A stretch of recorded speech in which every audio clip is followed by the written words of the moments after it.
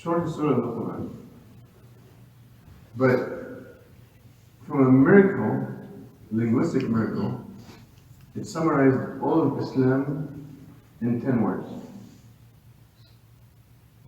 As a miracle, when we speak about the linguistic miracle of the Quran, 10 words, you summarize the whole deen from A to Z. Didn't leave anything.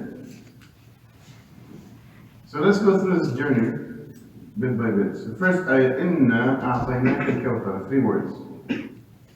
Now this one has an issue from our understanding as Muslims. Now what is Al-Kawthar? Who's going to tell me what's Al-Kawthar? What do you understand when you're reading Al-Kawthar? What is Al-Kawthar? Nobody wants to speak. I got used to it in Halifax. Nobody wants to speak. In Toronto, like, yeah, they'll start yelling.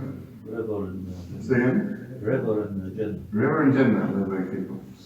So this is what most people basically always focus on as the word Kawthar. Inna a'tainaka al-Kawthar.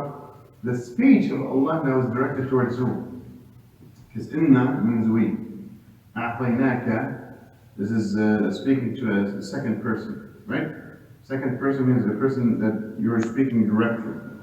Meaning you, we have given you. Who's you? Who would it be now?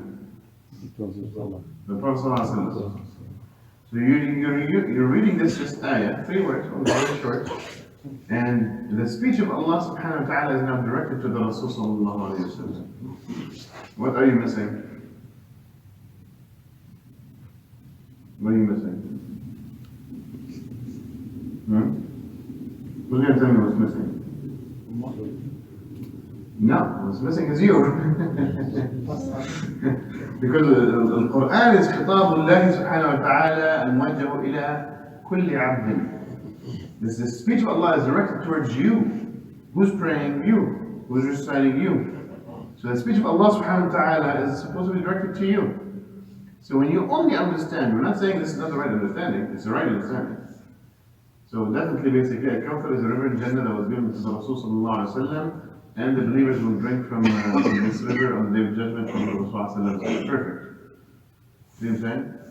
But that's one meaning. Ali bin Abi Talib radiallahu anhu was speaking with the Quran, and Ali was the most knowledgeable amongst the Sahaba radiallahu anhu.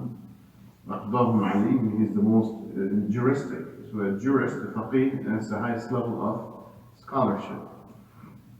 So the biggest scholar of the Sahaba is Ali bin Abi Talib. He says, Al-Quran hammalu awjuh. Meaning the Quran has multi-dimensional meaning. So definitely this you is to the Rasul 100%. But we shouldn't restrict it just to that, because there's more meaning that you're supposed to understand. Always the Quran is speaking to you. When the Quran becomes a powerful tool of spiritual connection to Allah subhanahu wa ta'ala, when you listen to it as if it's speaking to you. So we go through ayat, speaking about the kafirin, it's like, oh, it's them. Speaking about the munafiqeen, oh, it's them. Speaking about Bani Israel, oh, it's them. Speaking about the Nasara, the Christians of the past, it's them. Speaking of the Arabs, mushrikeen, it's them. Yeah, you know what I'm saying? Like, it's like, definitely not all the Quran about these subjects, talking about believers, so definitely, oh yeah, that's speaking to me now. but then you're missing part of the Quran from a speech perspective, and that's a big loss. Every single letter, not word, of the Quran you're supposed to consume. It's the speech of Allah is directed to the human beings and the jinn even. That's why in Surah Al-Jinn and another surah basically, they were listening carefully, because it's a khitab that's muwajjah lahum. It's a speech that's directed to them too. Inna sama'na Qur'anan ajaba. Look at the experience. Look at how much basically they were impacted. Ajab is like so magnificent, mesmerizing. Why? Because they listened with an attentive ear as a second person, listening to the Quran from Allah to them. So what does it mean now when we put you, when this kaf al-muqataba, this you in a'tainaka becomes now really you, so we fixed it. But you're not getting Al-Kawthar, are you? You're not the Rasul. So what is Al-Kawthar now? Who's going to tell us what's Al-Kawthar? Because you is Rasul, correct? And you is you also. Inna a'tainaka. You. What is Al-Kawthar now? Who's going to tell me?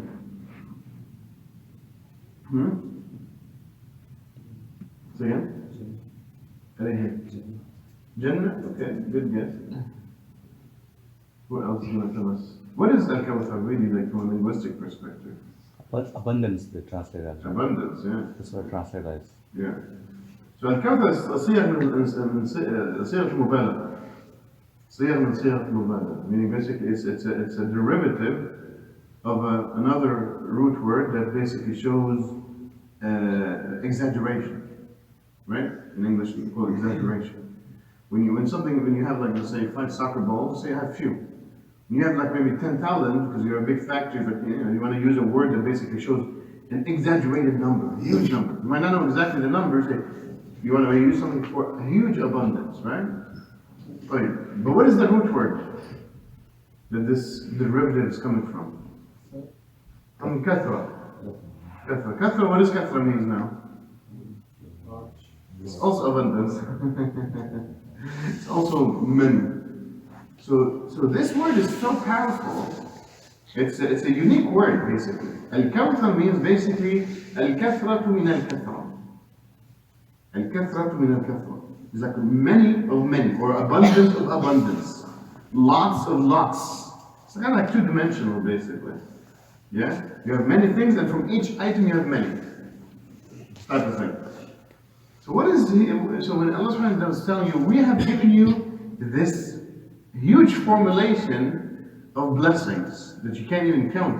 There's so many in types, so many in quantity, so many in differentiation. The abundance is so much that you can't even basically start counting. وَأَن تَعُدُّ نِعْمَةَ اللَّهِ لَا تُحْصُوهَا. If you try to count the blessings of Allah, you're never going to be able to finish counting because there's so much. Like why is it, now we're listening to it as if Allah is speaking to you. Now listen to Allah telling you, I've given you so much. Abundance of abundance. I didn't give you your eyes for one day. Give it to you for years. I didn't give you your legs for one day. For years. I didn't give you your parents for one day. I didn't give you your children, your health, your education, your strength, your smartness. All the blessings have been literally in this one word, and this short ayah, 3 words, have been showered upon you by Allah reminding you that I've given you so much. Like imagine your mother coming to you and telling you, I held you in my belly for 9 months. How do you feel? That's when you start, your heart softens and say, you want to kiss your mother's hand, right? And that's one thing. Now look at Allah subhanahu wa ta'ala, His khitab, His speech is so powerful and so kind, and it's coming basically way sweeter than any mother, way more merciful than any mother, and way more generous and giving and I don't want to say sacrificing, but it's like Allah gave you so much. Because if He gives you so much, basically still one drop, it's as if like one drop of the ocean, as Allah described it one time. But it's so much that basically it's not one thing. Let's give you an example. Somebody comes and gives you, let's say, $100 gift card. Yeah, you'll be so happy, and you'll shake the guy's hand, Jazakumullah khair, brother, may bless you. So you sure really? Like, yeah, definitely, brother, bless you, give him a hug. Imagine he give you $1,000, how do you feel? I don't know what you're going to do with the guy. 2 hugs, you kiss his face, you kiss his head, But once he gives you $1 million, you're not going to believe it. You say, brother, you're joking. Is this a fake check? You're not even believe it, basically. What if he gave you $10 million, $1 billion? Yeah, you'll be in tears, right? We've seen it basically in some of the social, what's it called, those little videos. Exactly. You go to a poor person, they give them like $100 or $1,000, and they start tearing up, crying. Because that's what you're supposed to be doing when you're here in Al-Kawthar. But see what you've missed? This is how much you've missed basically when you only took one meaning. Both meanings are correct. Al-Kawthar as a river of the Rasul is correct. And you're supposed to remember it because you're supposed to also have shawq. You're supposed to have what? You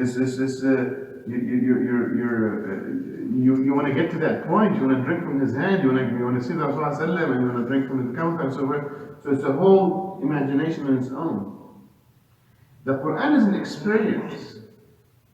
And if you're not experiencing the Quran, that's why maybe some of our iman sometimes is low. People come to me, Shaykh, my iman is low, what do I do? I need an iman boost. So I look at it, he's talking to me, well, why are you talking to me if you need iman boost? Go to the Quran. You have the Quran with you in your app. I was checking basically before I came in, the Shaykh was like, oh, what are you doing? He's like, trying to get to the airplane in a couple of hours. So you have the Quran everywhere. Like right now it's in every app, in every computer, it's accessible in the web. And you have no excuse. You want an iman boost, go to the Quran. That's it. What is iman boost? It's Quran.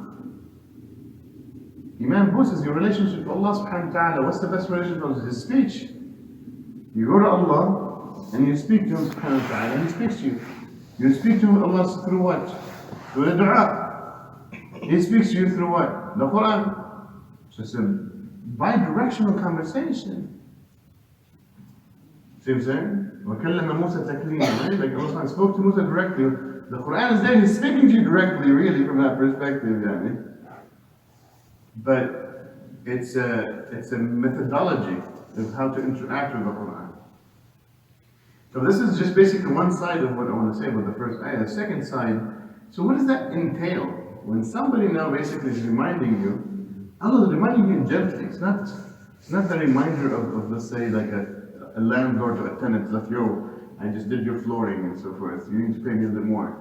That's not how it is. It's a khitab, it's a speech full of love and mercy. It's a speech that's full of hanan, kindness, and leniency. Because He wants you to understand life. What is life all about? And it always starts with that. Look at it. There's 3 surah that are, for me, basically are literally the baseline for Iman. And they all start with the same theme. Which one? Give me one of those 2 other surah. Al-Asr, Fatiha. Because He's teaching you from the beginning, the first word to say, Alhamdulillah. Why Alhamdulillah? Because of what He gave you. Because He gave you Al-Kawther. See what I'm saying? Because He gave you Al-Kawther, you say Alhamdulillah. You're supposed to, this Al-Kufr, the word Kufr means ingratitude. Al-Juhud, ingratitude. Alhamd is Ash-Shukr, is gratitude. See what I'm saying? So Iman is really this emotion of gratitude. Allah, You created me from nothing. Because Ar-Rahman, Allama al-Quran, Ish, Khalaq al-Insan. You brought me into existence. Yeah? Allamahu al-Bayan. You gave me my intelligence and my ability to speak. You differentiated me from the animal kingdom. I can learn language. I can express myself. I can think about ideas that I can express. That's why the language is needed. From a human perspective, because language is a container of meanings. Language is a container of meanings. So when there is thoughts, there's expressiveness, there's bayan. Bayan doesn't come alone. Bayan comes with tafkir, afkar, thoughts, tadabbur. And the most important of the teaching is Allama al-Quran. You give me the hidayah, you give me your speech. See what I'm saying? So look at these beautiful surah that start by basically telling you, look, Allah gave you so much. So the feeling of gratitude is the real meaning of Iman, because that's when you really becomes fully allied to Allah subhanahu wa ta'ala. Because Iman is allegiance.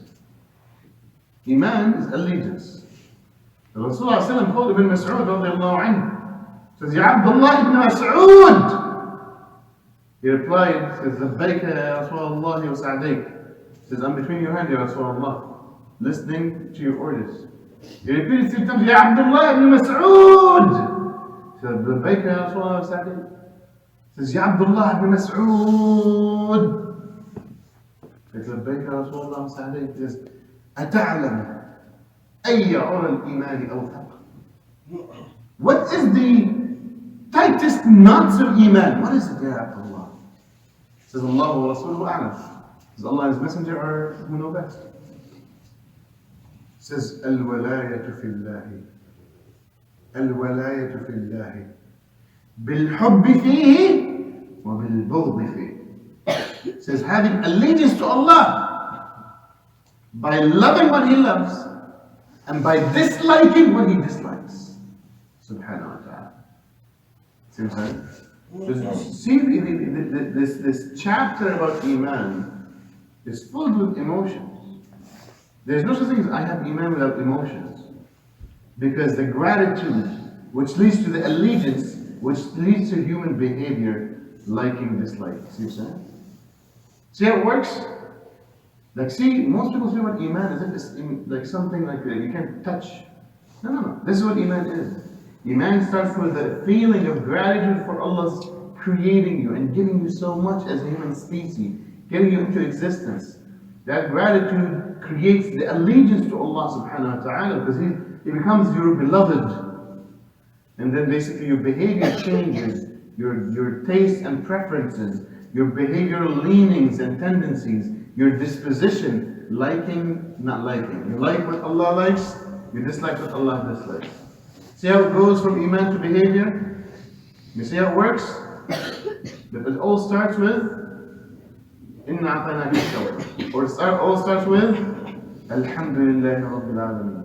It all starts with Ar-Rahman, Allama al-Quran. So you go and delve in the sea of love of Allah. See, there's showers from everywhere that's showering you with the blessings of Allah subhanahu wa ta'ala. And there's many other surah, really, these are not the only two, there's many surah that always basically stresses, to be honest, basically, that's, Rahman was not the second one, even though it's as you can see, it was the second. The first one is really Iqra. That's the first thing that came from Allah. Like the first words that came from the heavens, through Jibreel, alayhi salam, to Muhammad, sallallahu alayhi wa sallam, Iqra. Bismi rabbika alladhi khalaq. Getting into existence, gratitude. خلق الإنسان من علق. He created a human being from just a blood clot. You were nothing. This blood clot could have been basically a rabbit, could have been a worm, could have been a cat, but he created into a human being. Gratitude. خلق الإنسان من علق. اقرأ وربك الأكرم. Look at this, is the most important word. اقرأ وَرَبُّكَ الْأَكْرَمِ. Read, because your Lord is the most generous. Al-Akram.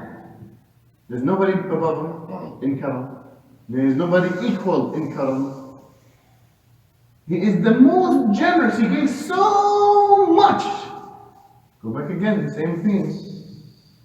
اقرأ وَرَبُّكَ الْأَكْرَمِ الذي علم بالقلم. Again, we go back to al-bayan and knowledge, the differentiator between the human and the animal kingdom. See what I'm saying? علمه البيان, differentiation. علم بالقلم, differentiation. This blood clot didn't become a rabbit. It became a human being that can speak and think and recognize and can reflect about the blessings of Allah subhanahu wa ta'ala.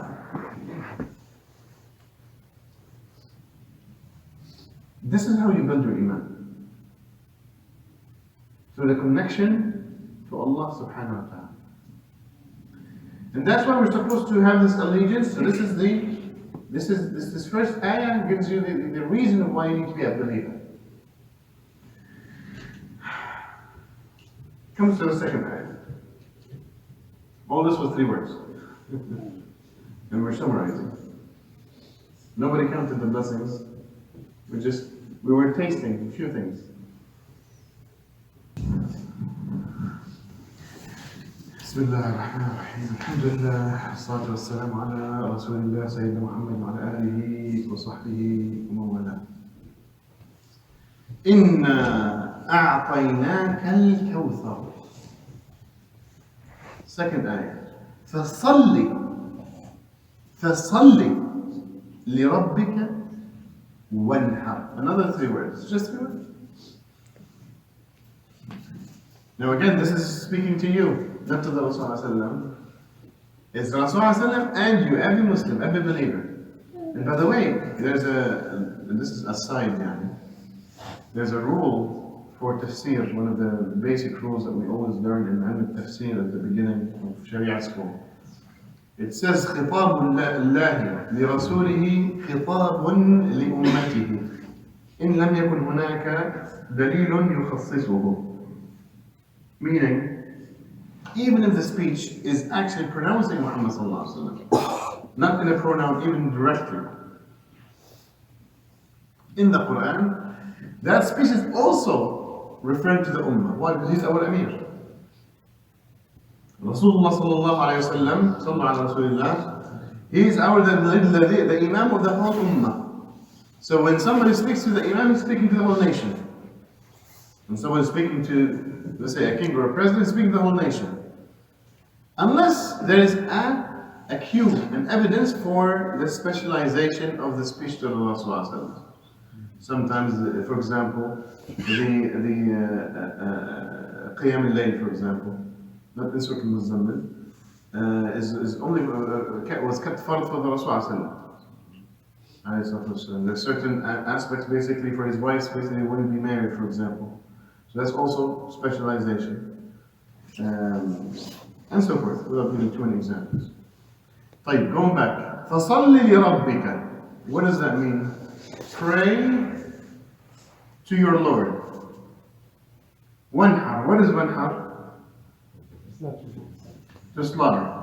Yeah? And nahr basically has a special meaning. And what is, when you say slaughtering, why slaughter? Why did Allah subhanahu wa ta'ala choose those 2 things, prayers and slaughtering? Sacrificing? You said time? Time and wealth, I guess. When you say sacrifice, we need to remember something. So someone will say something. Anybody? Some for God, some for the people. Some for God's Pray okay. for the God and Okay. not for people. Okay, good. What's your name? Allah. Allah. Took a second, huh? It's still early in the morning. Allah barak fikum Allah. So he said basically one for God, one for the people. It's very important to note that Surah Al-Kawther is one of the earliest surah. When was Hajj became fard? Last year of Nubuwwah. Right? So 22 years after. Yeah? So that the Umrah and the Hajj and so forth, the Ahkam came way later. Yeah, so really it's basically speaking about slaughtering meats only. Just regular slaughtering meat for food. Yeah? And that's why what Allah said is the correct one. But you need to understand the depth of that. Why is it like that? Yeah, and both is for God. And I know what she's trying to say. Let me explain it. So, the prayers should be for Allah subhanahu wa ta'ala. You pray as He has commanded you, in the way and the method that He showed you. And prayers only is deserved to Allah subhanahu wa ta'ala alone, nobody else. Yeah? Now, there's over here, basically, فَصَلِّ لِرَبِّكَ. There's the object is specified. The salli is the verb. The to who are you praying to is specified. Wanhar is also wanhar لِرَبِّكَ. It's just there was no repetition because it's not needed. So Allah is saying basically, pray to your Lord and slaughter also for your Lord. So now how does that work now? So Allah subhanahu wa ta'ala is telling you here basically something very important. He's explaining the meaning of Iman now. He's like, if you understood my gratitude, this is what you need to basically do in life. All of the dunya is 2 things. Ibadat and mu'amalat. Or some of the scholars, they call it ibadat wa adat. Meaning regular life stuff and rituals. So Allah subhanahu wa ta'ala from the beginning is telling you, look, this is the summary of Islam. If you want to understand Islam, the summary is as follows. Since there's 2 domains of life, there's the rituals, and there's the adat, there's the regulars, let's call it regulars. There's the rituals and the regulars. Both should be by Allah's command, subhanahu wa ta'ala. Now this is what's the biggest disease we have today in the whole world? Is a separation of the ibadat from the adat. We say the rituals are for Allah. So you see people basically asking lots of questions, Sheikh, is this topi right, not right? Yani, is my thobe long enough, not long enough? Should I cut it? Yani, should I put my hands here, there, there? But when it comes to basically their business, they're not asking any questions. You want to tell you a funny story? This happened to me maybe 15 years ago. So, I was teaching a class like this one, basically, Friday night or Saturday night in the masjid. So after the class, basically we go across, I think, to a halal store. Almost across, it's like there are lots of Muslims in that area, in the States. I lived in the States for 10 years. So, I go to the halal store and ask them to basically about an item. And how much does it cost? How much does this cost, basically, brother? He told me, brother, look, I have this, just choose one and I'll give you the best price. I didn't want to basically, I wanted to know the prices, but I wanted to choose based on the price. Like, don't worry, I'll give you the best price, just choose which one you want. So he insisted, I told him, bro, it's not halal for you to do this because you're binding me to a contract without me knowing the price. I went into fiqh al-mu'amalat, me being me. So the thing is basically, I thought he's going to understand and he's going to give me the price. That was the trick, to use that condition from the Sharia. The guy started laughing. He's like, brother, halal, haram, this is in the masjid. Now here we are buying and selling. Don't tell me halal, haram. هذا المضحك المبكي للأسف. So, seriously, this is what we say in Arabic, this is what makes you laugh and cry at the same time. The separation in the Muslim mind today, in the whole Ummah, is kind of the exact separation that happened when Christianity was changed forever. When Christianity, the original Tawheed that was sent to Isa alayhi salam, was changed forever, when the Christian church in Rome started saying, give to Caesar what to Caesar, the regulars, and give to God what to God, the rituals. After the last 300 years, Europe became secularized. So it secularized the church even further. And after the secularization of Europe, what happened? The colonization of the Muslim world. So Napoleon came to Egypt, the British went to India, and then what did they bring? They brought their, lots of stuff, the bloodshed and the occupation. But worse than that is the occupation of the Muslim mind. Where the word even religion in the English language doesn't mean except things that you do in the house of worship. The word worship means just rituals.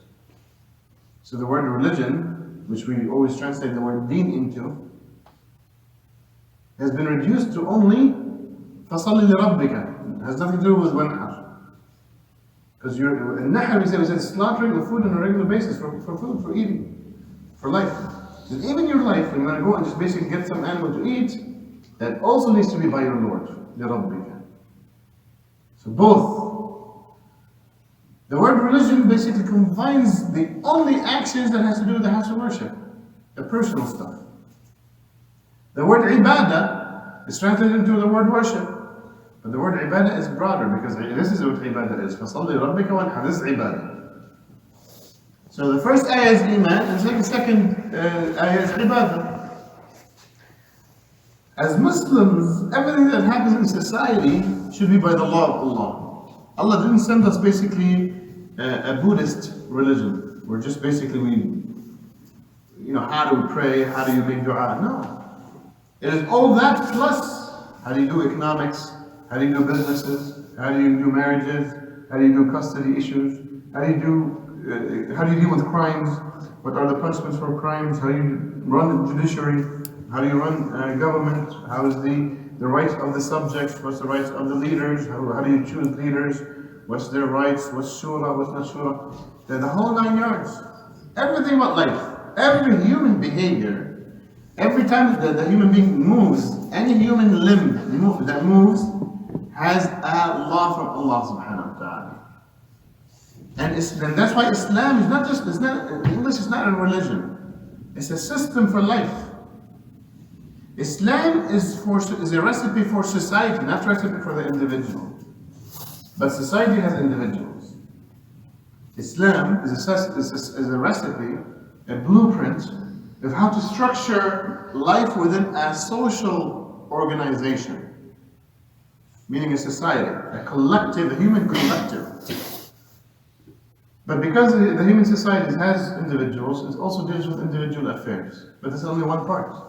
95% of Islam deals with how to structure society. Economics, zakah, taxation, business conduct, merchandising, what to sell, what not to sell, how to sell, marriages, custodies, all these inheritance, all these issues basically are supposed to be law, the law and order of the land, of society. So 95% of Islam today, because of the secularization of the Muslim mind, is really cancelled. And then people come and ask me, Shaykh, the first question for the first ayah was, how do I boost my iman? The second question, which has to do with this ayah, Shaykh, why are we as Muslims humiliated? Why aren't we basically a strong people? Why is victory for the people in China? Look at the Muslims. 500,000 kids were taken away from their parents. 500,000 Muslim kids. Can you imagine somebody comes and takes your kids away? You'd rather die. But it's happening every day. Why? Because we left the deen. When we say we left the deen, we didn't stand up leading the prayers.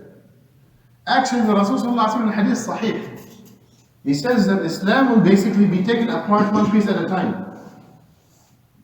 What's the first piece? Anybody remembers? Anybody remembers? Huh? Al-Aqidah, no? Al-Aqidah, sir. الإيمان يعني العقيدة. Yeah, no. Anybody knows? Nobody knows the hadith? Huh? Khushu'. That's another hadith. The first thing is al-hukm, governance. And the last thing is as-salah. You need to take that hadith in the context of the last piece, by the way. Rasul sallallahu alaihi wasallam said in the hadith sahih, says Islam will be taken apart one piece at a time. The first piece is al-hukm, and the last piece is al-salah. See what I'm saying? And when did we lose it? We lost it with basically, everybody's watching Ertugrul and the Turkish stuff. You're watching Abdul Hamid or no? He was our last leader. He was the last successor of the Messenger ﷺ. As an ummah, how can we live without a successor to the Messenger on earth? Rasulullah is not there. You're supposed to have a successor for the Rasul sallallahu alayhi wa sallam. The last real one was Abdul Hamid rahimahullah. Say again? That's it. So in 1909, Abdul Hamid was kicked out by our own kids. But that's why when we don't take care of our kids, unfortunately the kids will do something bad. But it's our responsibility. Who was behind basically the 1909 coup against Abdul Hamid rahimahullah? Wasn't the European powers, it was our own youngsters inside our own homelands. Because they wanted to be like the West, that we don't want Islam anymore. Same thing. And the liberals, because it was the Young Turks, that's the name of the movement. The Young Turks were liberals. They wanted to separate فَصَلِّ لِرَبِّكَ from وَانْحَرْ لِرَبِّكَ. See what I'm saying? They're like, khalas, that's it, we want to be like the Europeans, the separation of church from state. So the first thing they targeted was the state. But what is liberalism? What is secularism? Separation of church from state, deen from state. The first thing they did was, khalas, let's take out Abdul Hamid rahimahullah, and let's abolish the Khilafah of Rasulullah sallallahu alayhi wa sallam, and let's basically cancel the Sharia. And then he went further, let's cancel the adhan in Arabic, and let's basically ban the hijab. This is in Turkey. It's not in Europe. It's not in Belgium. And let's basically switch the Arabic letters to Latin ones or whatever. You change everything. Yeah, exactly. That is good day. But see how the Rasul sallallahu alaihi wasallam was very accurate in the hadith al-sahih. He says the first thing that gets taken away from Islam was al-hukm. And today basically the Muslim mind is entrenched in this secular understanding. So today inshallah I hope this ayah clarifies that the deen is a complete system for life. It's not just rituals, not salat only. Salatun wa nahrun lillah. Salatun lillahi wa nahrun lillah. You pray to Allah, and in your daily food stuff also you slaughter for the sake of Allah subhanahu wa ta'ala. Right, the last ayah. So I'll go after 7:30. What time is it? Oh, 5 minutes. We'll try to finish in 5 minutes, inshallah. What's the last ayah? 4 words. Inna shani'aka huwa al-abtar. Again, this ayah is like the first ayah. How do you understand it? I'll tell you how you understand it. Shani'aka, الشانئ هو العدو, الكاره, الباغض, yeah, بالبغضاء والكره. So your enemy, yeah. Your enemy. Who's your enemy? You're telling Abu Jahl? Huh? Well, no. In this ayah, basically, again, put it with the Rasul. It was who called the Rasul after? Sorry, it's Abu Jahl. Abu Jahl and Abu Lahab also. Abu Lahab. So Abu Lahab called basically his nephew Abtar, right? So, inna shani'aka, the kaf here, you is who? We always put the Rasul sallallahu alayhi wa sallam, and we stop there. Again, it's a problem. Because we're taking only one meaning, not both. Your enemy, meaning Abu Lahab or Abu Jahl, have called you al-Abtar. So who's going to be Abtar? He's going to be Abtar. Yeah, and how did he die? They died in Badr and so forth, and through diseases and so forth. And then we stop there. Again, the ayah does not become relevant to us. We missed a big connection with Allah. So Allah is speaking to you. Your enemy will also be Abtar. So what does that mean? Who's my enemy? My neighbor, you mean? Or whatever? Who's your enemy? Well, now you need to understand it within context. Look, I'm going to tell you this, maybe this is the most important thing. If you don't carry the da'wah of Islam, you'll never understand the Quran fully. Because the one who carries the da'wah lives the wordings. Because the Quran was revealed to be propagated to people. So if you want to understand it, you have to be one of these people who are receiving the kalam of Allah subhanahu wa ta'ala. When you're going to basically start preaching the da'wah of Islam, what's the da'wah for Islam? The first 2 ayats. I didn't want to ask too much, right? What is the da'wah? Inna a'tanaka al-kawthar, salli rabbika wanhar. This is the da'wah of Islam. This is the full da'wah. Somebody tells you, explain Islam to me. 6 words. Inna a'tanaka al-Kawther, fasalli rabbika wanhar. That's it. The full Islam is done, explained fully. When you read da'wah, go to the 6 words. If Allah gave you so much blessings, so obey Allah in your rituals and your regulars. Done. See how it works? See how you explain Islam in the least number of words ever? When you do that and you start telling people, no, look, we have to live by the system of God. Then the shayateen are going to come. So you're right from that perspective. The shayateen of the humans. Because the shaitan is jinn and humans. Both are going to come, not one actually. So your enemy is going to basically start pushing you back. Hey. We're living in a secular society. What are you talking about? Oh, no. We need democracy. Oh, we need blah, blah. We need it. People are going to come and basically attack you. At least people are going to hate you. You're going to have lots of haters. So Allah with His mercy, knowing that His servants, because who's going to defend the servants of Allah? Allah subhanahu wa ta'ala. So can you beat them? You cannot beat them. So Allah is giving them this peace inside their hearts, that your enemies will basically be cut off. Khalas. They're done. Allah will take care of them. Who's going to destroy them? Allah. You don't worry, just do the da'wah. Carry the da'wah of Islam. And I say basically, and I think I agree with Sheikh Hamza here, that the da'wah, da'wah has to be more to the Muslimin first. The da'wah is supposed to be the Muslim to the Muslimin first. First, let's fix our own family. So I like to say basically 80% to the Muslimin and 20% to the non-Muslimin. Because we're living here, we have to actually, especially in Halifax, guys. And subhanAllah, it's just a little bit, there's a lot of racism here. You know what I'm saying? So there's more duty for you guys, maybe 70-30 for you guys. You know what I'm saying? But still, the bigger lump is for the Muslims. The Muslims don't understand their deen, our kids don't understand their deen. So when you're going to carry the da'wah, the shayateen of both the humans and the jinn are going to basically oppose you, because that's what they do, that's their job, is to oppose the du'at of al-huda. But Allah subhanahu wa ta'ala says, don't worry, relax, I'll take care of these people for you. Just keep doing what you're doing, and still basically propagate these 6 words, that's all what I'm requesting. Tell people about my karam, my blessings, and tell people of my duties. Same thing as in Surah Al-Fatiha. إِيَّاكَ نَعْبُدُ وَإِيَّاكَ نَسْتَعِينُ. That's all I was requesting. فَصَلِّ لِرَبِّكَ وَانْحَرْ. So if you want food, you ask Allah subhanahu wa ta'ala for rizq, إِيَّاكَ نَسْتَعِينُ. You want prayers, إِيَّاكَ نَعْبُدُ from a perspective. Because ibadah is bigger, by the way. Ibadah includes both. So we don't mess up the meaning from that perspective. And that's really it basically, inshallah, for today. I hope basically this was a beautiful journey. The shortest surah ever in the Quran. Explained the whole thing. Iman, Islam, and Ihsan Da'wah. Iman is basically Inna a'tanaka al-Kawther. Ibadah, which is Islam, the practice basically. فَصَلِّ رَبِّكَ وَانْحَرْ. Da'wah is perfection of your deen when you basically now go and carry Islam. Done. The whole thing. A to Z. 10 words.